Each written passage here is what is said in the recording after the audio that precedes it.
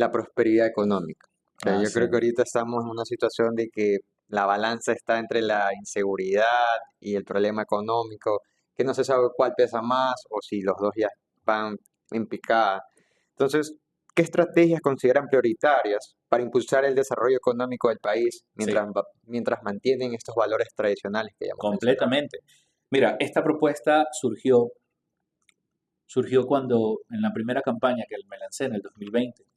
Se llama Barrios de Prosperidad. Es una propuesta muy sencilla, muy similar a lo que hizo Donald Trump en Estados Unidos. ¿Sabes lo que hizo? Es algo radical. A algunos les va a gustar, a otros se van a asustar. A los barrios pobres de Estados Unidos, a las zonas marginales, Donald Trump las declaró paraísos fiscales. Es decir, cero impuestos para el que invierte ahí. Cero impuestos. Entonces, claro, esa propuesta era viable en Ecuador hace unos años. En estos momentos esas zonas son inaccesibles, ¿ya? Están hechas favelas. Entonces, la prosperidad económica, podemos hablar de prosperidad económica una vez resuelto el problema de la violencia, el terrorismo y los grupos armados, porque no tenemos plena soberanía sobre esas zonas. Zonas muy pobres, el Estado no entra, ni la policía entra. Hay cantones, hay narcocantones que es imposible, tú no puedes ir.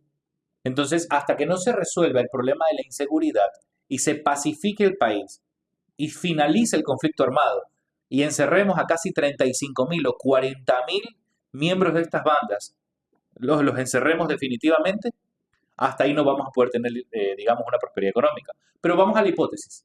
Digamos que lo logramos. Lo logramos. Vencimos en el conflicto armado. Triunfa el Ecuador sobre estos monstruos. Pacificamos el país, como El Salvador.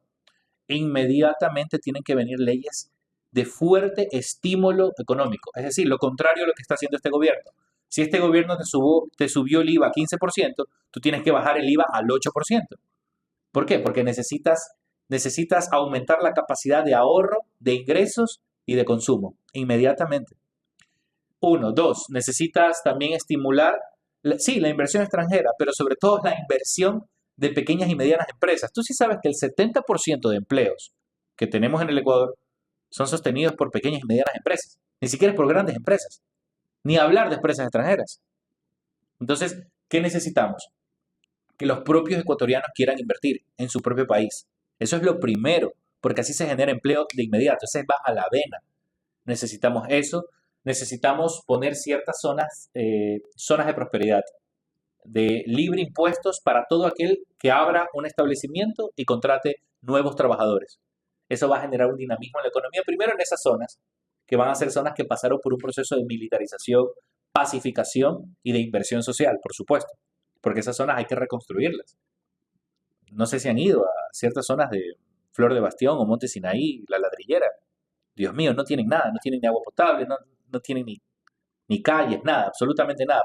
Parece que una bomba nuclear ha llegado ahí. No, ahí no hay Estado, ahí no hay nada. Ahí sí es no hay, o sea, ahí sí es la anarquía absoluta. ¿Ya?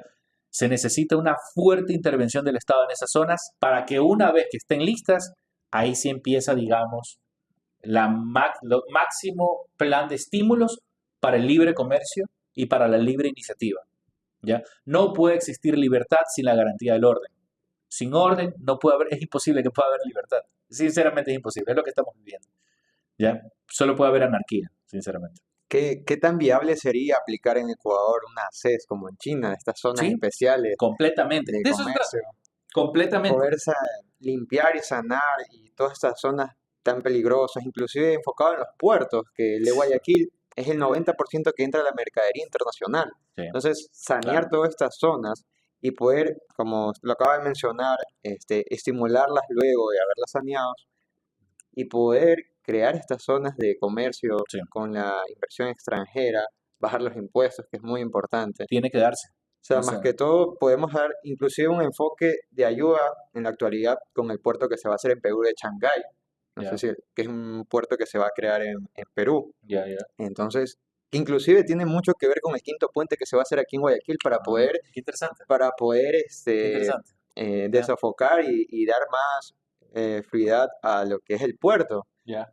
También lo que es poder bajar el nivel del río para que barcos de mayor calado Ah, puedan entrar. sí, sí, De 12 metros dragado y que todo hay eso.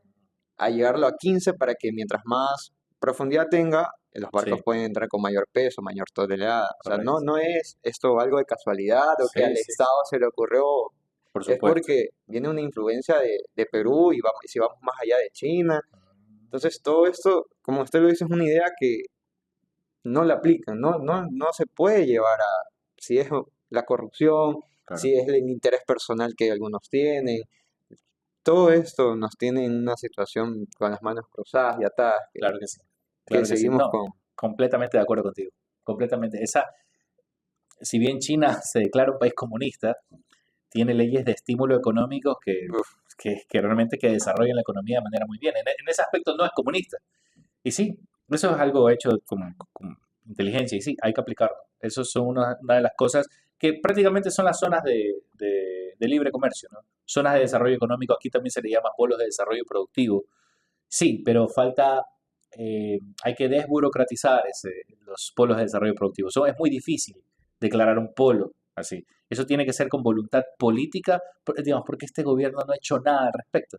Pero nada, no ha hecho nada, no ha movido un dedo. ¿Ya? Entonces, ¿cómo puedes estimular la economía? Tú sabes que la economía se la estimula geográficamente y sectorizada. Tú la estimulas en ciertos sectores y en ciertas geografías y tú empiezas a ver los resultados. Es interesantísimo. Esas son las tesis, claro, geopolíticas para el estímulo de economía.